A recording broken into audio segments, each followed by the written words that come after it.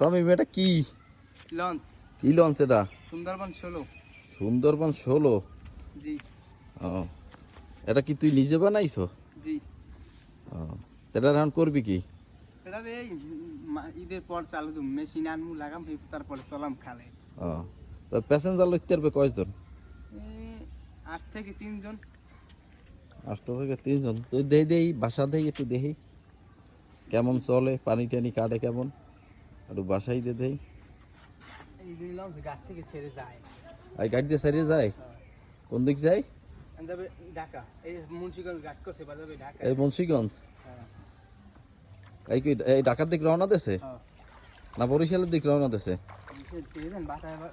বাতাস এখন নিয়ে যাবে দূরে। ঢাকা বরিশাল থেকে ছেড়ে আসছে, এবার আবার। আর কি ব্যাগার দেছে? হ্যাঁ একটু সামনা পাবে দেই, সারিয়ে দেই।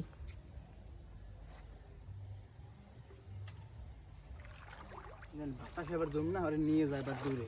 এখন এটা কি কি লাগান বাকি আছে? এতে লাইটিং করমু, আর যাইয়া বাতি ফিট করমু, হ্যাঁ। আর দিয়ে মেশিন বম। এই ও, হেলে কি তোর লঞ্চ চালু হয়ে যায়? লঞ্চ এবার গাট করছে।